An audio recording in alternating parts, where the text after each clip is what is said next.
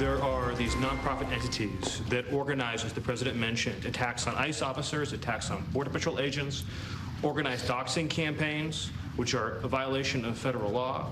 They break off cement and they bring into riots. They have organized drop points for weapons, organized drop points for gas masks, organized drop points for all the materials necessary to launch a riot. And of course, you saw that during the Black Lives Matter riots as well, too. So there's this whole network of organizations. And I think the key point the president's been making is somebody is paying for all of this.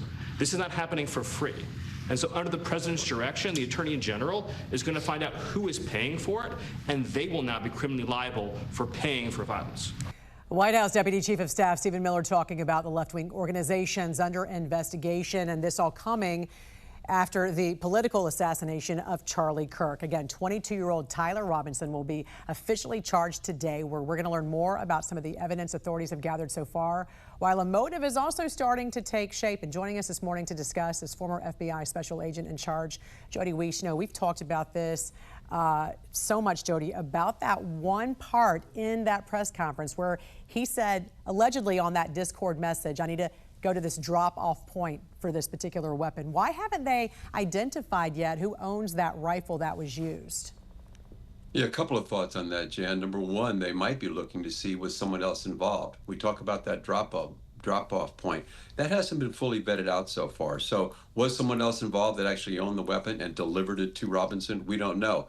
The other factor could be if that gun has gone through multiple private sales. And by that, I mean, if I purchase a weapon through a federal firearms license dealer, that's going to be a matter of record. If I sell that firearm to you and then you sell it to someone else, those sales are not tracked down. The private sales won't be. So that can take a little bit longer. So that's one of those things we're going to have to wait and see. But I'm also concerned, when are the ballistics going to come out? Because that's very interesting to me. When are they going to tie the bullet that killed Charlie Kirk to that particular rifle? And I know ATF is working on that right now. So the fact that it's taken this long, though, because it almost seems like we hear it just a couple of days after. This is who owned the weapon. This is where it was bought, and that has not come out yet. Is that suspicious to you? Does that tell you this could have been sold multiple times, that this is the reason why, or because there's a deeper investigation going on here?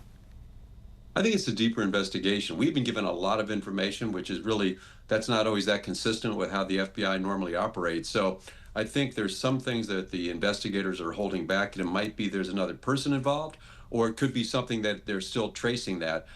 It doesn't matter so much in the prosecution of Robinson, but it's something that we all want to know, because there could be other individuals involved. That's all that matters at this point. We're not talking about Robinson, because they could just come out and say he owns the gun. His parents own the gun. His roommate owns the gun. Somebody else owns the gun. But you're thinking this is because it's part of a deeper investigation. But would they have already come out if he owned the gun, or if his family owned the gun? Wouldn't they have already come out and said that?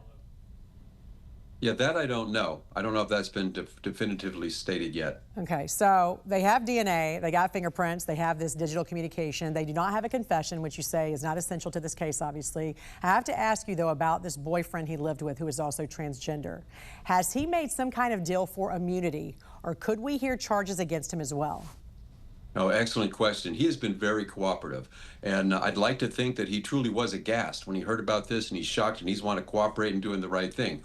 Or he might have seen himself as having some level of culpability. But I would caution that young man, if he is made a deal, he better be 100% honest, because the first time he deviates from the truth, then he could be facing charges. But right now, we don't know. We just know that he is cooperating, which is a good thing. What about the Discord app? What about the fact that there were potentially 20 other gamers on this app who had some kind of culpability, some kind of knowledge about what was going to happen, or who might have known about this? What about their culpability in all of this? Well, Jen, remember that Section 230 of the Communication Decency Act, it pretty much prevents these platforms from having any level of liability. And as far as I know, the Discord app has been cooperating with law enforcement. Dan Bongino explained this good last night. He actually said the key point to these conversations taking place on Discord, was it before the incident or after? If it's afterwards, that could be normal discussion that we've seen on X and a lot of other things. If it's beforehand, well, then that changes the equation drastically. Yeah, so that's what they're going to have to look at. When did these conversations take place? And I understand that from the perspective of the actual platform itself. But what if you are on a platform and you have knowledge of this? As an individual, if you have knowledge of this, it's like, do you want to come forward? Unless they can prove that you're a part of it. If I just know you're going to do something, it's hard to charge someone for having that knowledge. In fact, I would say it's nearly impossible. But if I'm working with you in as a conspirator or an accomplice, that's a different story. So again, those things are going to come out. We just have to be a little patient. We've gotten a lot of information so far, but there is definitely more to come. We know that family members of this transgender boyfriend, report that they had cut ties with him. They did not want to be associated with him because they knew of his hatred for Christians, for conservative values, and everything about Charlie Kirk. How important do you think this will be when we look at a motive? Well, Jan, I think that the boyfriend is going to be key to developing a motive. He is in the position to provide probably the greatest insight as to what was going through the head of Robinson. Now, you look at him, there's been a lot of, we'll look into his social media activity. He's been in the transgender community, he's been with the furry community, definitely anti-Christian, anti-conservative, but he is in a very good position to help identify what the motive of Robinson was for this horrible incident. Meantime, there are these calls to ban guns from those who consider themselves transgender. Does that need to be addressed by law enforcement? No, that's tricky. To ban guns just from a group of people like the transgender, first off, I don't know how you'd even do that. I've always been concerned about people taking psychotropic drugs. Should they own firearms? Should they have access to firearms? But how do you enforce that? With HIPAA and the other laws, nearly impossible.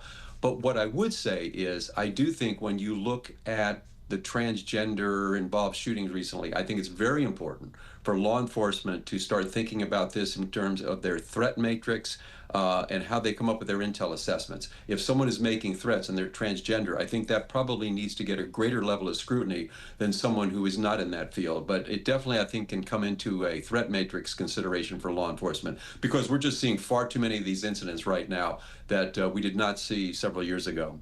All right. Former FBI Special Agent in Charge, Jody Weiss, we appreciate you joining us this morning here on the National News Desk. Take care. Thank you, Jan.